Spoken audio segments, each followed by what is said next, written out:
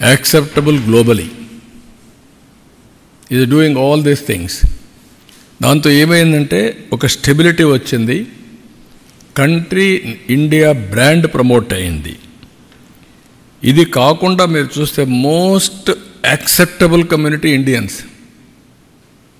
ఇక్కడ మీరు ఉంటారు, మీరు 170 అడుగుతూ ఉంటారు. మిమ్మల్ని ఒక రాజులుండే కంట్రీకి పోతే చచ్చినట్టు వాళ్ళు ఏం చెప్తే వాళ్ళు చేస్తారు. మీరు ఇంకేం మాట్లాడరు, వాళ్ళు ఏం చెప్తే అది చేస్తారు.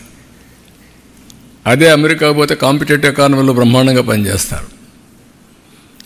ఏ జాగ్రఫీకైనా, ఏ లీడర్కైనా, ఏ కంట్రీకైనా, ఏ పరిస్థితులకైనా తట్టుకుని నిలబడే వ్యక్తులు ఇండియన్స్. నాకు ఆ బెహ్రెన్ క్రౌన్ ప్రిన్స్ వచ్చాడు, ఒక 7 మెంబర్ డెలిగేషన్తో వచ్చాడు. కూర్చొని మాట్లాడుతూ ఉంటే రియలీ ఐ లైక్ ఇండియన్స్. కారణం ఇండియన్స్ అనేవాళ్ళు అందరితో బాగా అడ్జస్ట్ అవుతారు. మా దేశంలో మంచి టెంపుల్ 200 ఇయర్స్ ముందు కట్టారు. మేము ఇప్పటికి కూడా నేషనల్ ఫెస్టివల్ కింద దీపావళి జరుపుతాం. That is the respect, we are all one, we are celebrating అంటూ అండే ఫ్రెండ్స్ అందరిని అడిగాడు నా ముందర. ఇప్పుడు నేను ఊరికి నాకు ఒక ఐడియా వచ్చి చెప్తున్నానని అన్నాడు. ఏంటని చెప్పమంటే, ఇండియన్ ఫ్రెండ్స్ ఉన్నారా, చైనీస్ ఫ్రెండ్స్ ఉన్నారా ఒక్కొక్కరిని అడిగారు. 7 మంది వచ్చిన వాళ్ళు మెజారిటీ ఇండియన్ ఫ్రెండ్స్ ఉన్నారని, ఒక్కరు కూడా చైనీస్ ఫ్రెండ్ లేడని చెప్పారు. అంటే దీని అర్థం ఏంటంటే, Indians are very friendly, they are more acceptable but not Chinese. That is the trust Indians are commanding అని చెప్పి ఎవరిస్తుకు వచ్చాడు.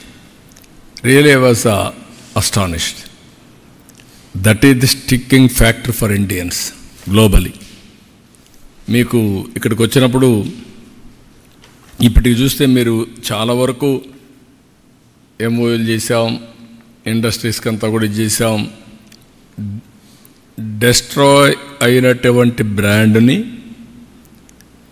డీఫంక్ట్ అయిన వ్యవస్థలన్నీ కూడా మేలుకొల్పి 7 months టైంలో ఇప్పటికే దగ్గర చాలా వస్తున్నాయి, ఇంకా రావాలి. బిగినింగ్ ఇది. ఈరోజే పేపర్లో మీరు చూసుంటారు, petrochemical complex Ramayapatnam, highest capital investment, అతి పెద్ద రిఫైనరీ రామాయపట్నంలో 96,800 కోట్లతో రిఫైనరీ వస్తూ ఉంది, BPCL. అది పెట్టకు కానీ వెళ్తే, పెట్రోకెమికల్ కాంప్లెక్స్కి వెళ్తే ఇంకొంచెం పెరగచ్చు, ఏదైనా కొలాబరేషన్స్ అవన్నీ వస్తాయి. AMNS Mittal plant 14 million metric tons కెపాసిటీతో వెళ్తున్నారు. అది మొన్నే అగ్రిమెంట్ ఇంకా NMDCతో కావాలి. అది అవుతానే గవర్నమెంట్ ఆఫ్ ఇండియా ఒప్పుకున్నారు. రా మెటీరియల్ ఇస్తే ఇమీడియట్గా స్టార్ట్ చేస్తారు. 1,35,000 కోట్ల రూపాయలతో పెట్టడానికి ఉన్నారు. ఒక ఫేజ్, 2 ఫేజ్ సమరిగా. LG ఎలక్ట్రానిక్స్ ఒక 5,000తో పెడుతున్నారు. ఎనర్జీలో మేజర్గా ఒక 2 ప్రాజెక్ట్స్ ఇప్పుడే స్టార్ట్ అయినాయి.